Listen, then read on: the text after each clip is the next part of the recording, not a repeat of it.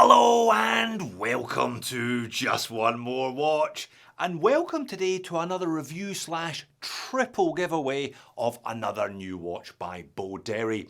This is now, if my memory serves me correctly, the fifth Boderry that I have looked at on the channel, and all of their watches, regardless of model, have had one thing in common: fantastic value for money. Today it's their new Landmaster field watch, which features a titanium case and bracelet, Seiko movement, double dome sapphire crystal, and awesome lume. How much would you expect to pay for a watch with those specifications? Well, these start at $120 US, but I'll leave a link and a discount code in the description of the video to take 15% off that, meaning they now start at just over $100 US. You can't really complain about that price, can you? I do, however, have a couple of complaints about the watch and the watch brand, so make sure you stick around for those a bit later on. But 3 of you, as discussed, won't even be paying $100. 3 of you will win the watches that they sent me for review because I'm giving them away. Now, you saw the pop-up. Giveaway equals sponsored video. This video is sponsored by Boderry. What do you have to do to win one of the watches? Stay tuned. And are they worth winning in the first place? Let's flip the camera and find out. Okay then, I'm going to crack on with a bit of a mini review. They sent me 3, as you can see, and as I've already told you, I'm going to keep 2 of them to one side. I will show you them a bit later on. I'll show you the different colour versions, but I will focus my energy and my attention on one of them. I'll leave the other 2 unsized for the 2 new owners, for the 2 lucky winners. I do like this Boderry packaging. The shipping container, perhaps a little bit tongue-in-cheek, perhaps not. Either way, it is just fun. Now, warranty card here, unsigned. As I said, I had a bit of a complaint. It revolves around Boderry's customer service, so yeah, I will circle back to that a bit later on. But no complaints really about the watch, certainly not for the modest asking price. And it's not a bad looking watch at all, thanks in no small part to a really, really nice piece of double dome sapphire crystal. It kind of makes the watch. It wouldn't look anything as nice, I don't think, if they had put flat sapphire or something less salubrious than this.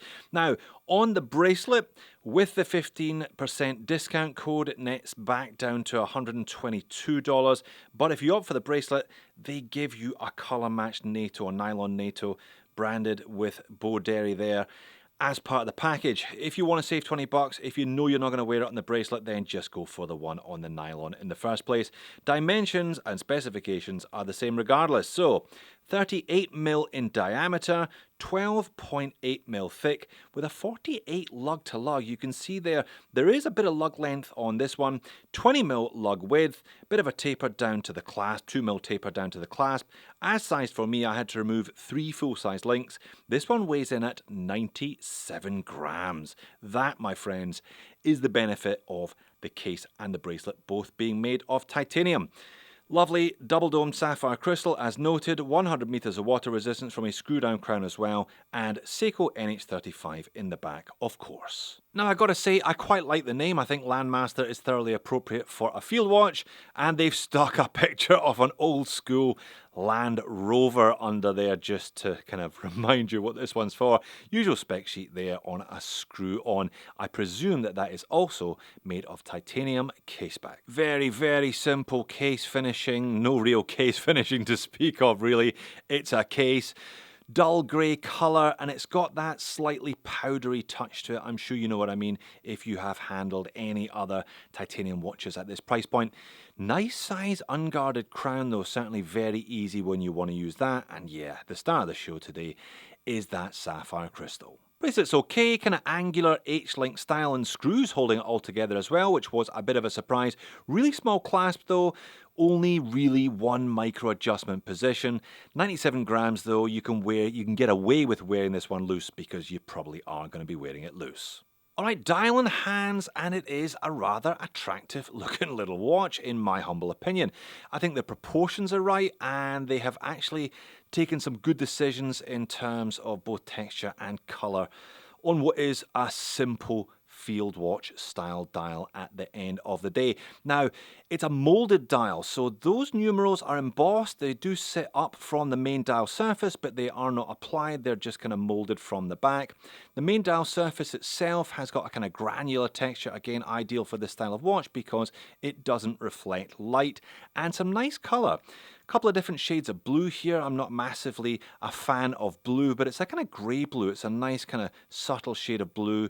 They've used a different shade of blue on those batons, those tubular batons on the hour markers and on both of the main hands. There's a little bit of red on the tip of the second hand and on the Landmaster model name there just above the baton at 6. Now, date complication at the 3 o'clock. They haven't colour matched the date wheel, but they have at least put a frame around it. Plus, there's enough space on the dial to allow everything to breathe. They haven't over-cluttered it with dial text or pointless graphics. Yeah, I think it looks pretty good. That's it on wrist. I have got a fairly average size 7-inch wrist for your reference.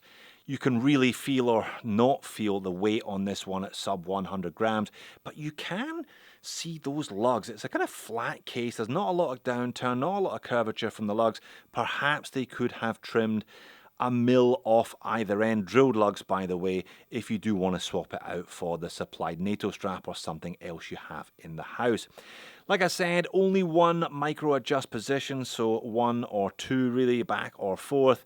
You're probably going to be wearing this one loose as a consequence. That's the overhead shot. Legibility is actually excellent for a watch of this size. White hands against that kind of milky blue dial, and those white Arabics all very noticeable.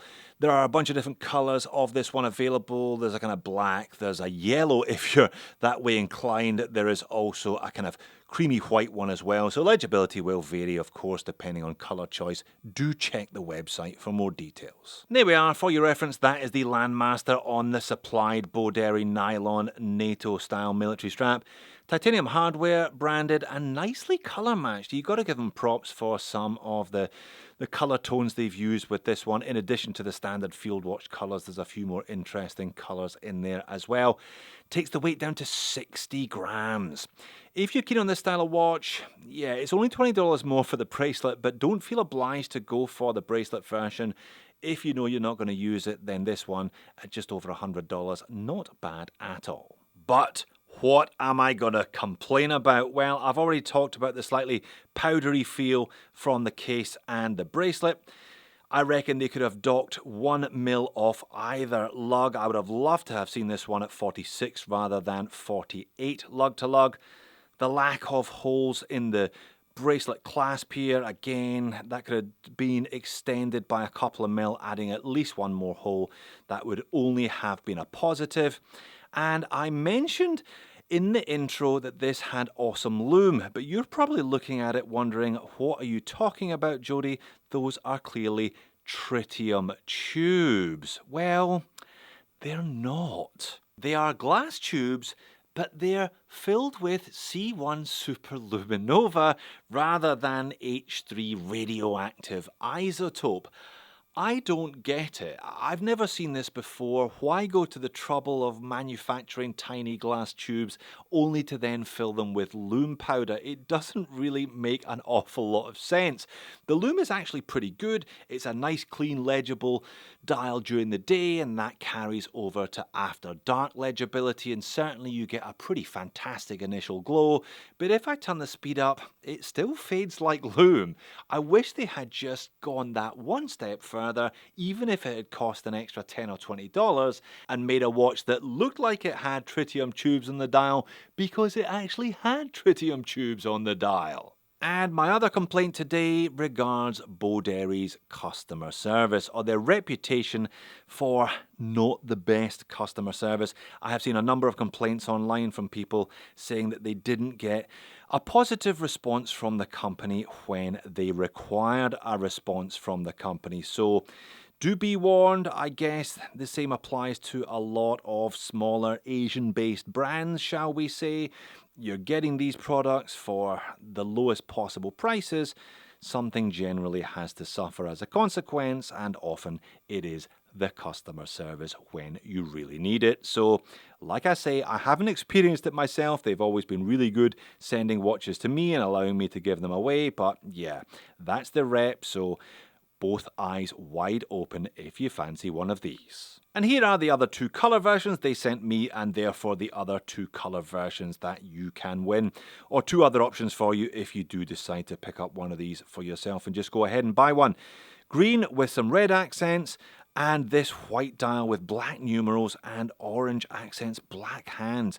Yeah, props once again to Boderry for some interesting use of colours. So there you go, 3 watches, 3 prizes. Let's get back to me face and I'll tell you how you win one. So, what do you have to do to win one of these Boderry Landmasters then?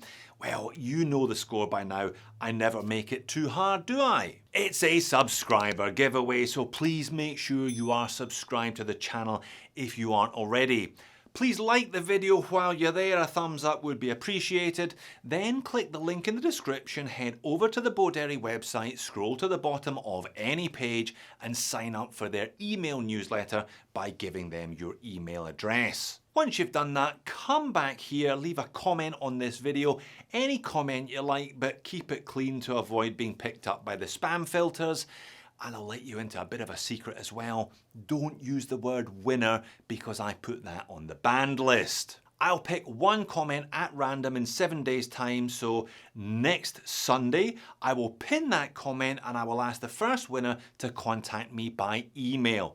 Not Telegram, not WhatsApp, Jody at justonemorewatch.com. They get the pick of the 3 watches. Once I've sorted out the first winner, I'll pick a second comment. They choose from 2. Third comment, they get what's left, but it's for free, so I don't think they'll be complaining. Like I said, don't get scammed. I'll never ask you to WhatsApp me or Telegram me. If it doesn't sound like me or doesn't look like me in the comments, then it's not me. And I will never, ever ask you for $1 for any of these giveaways.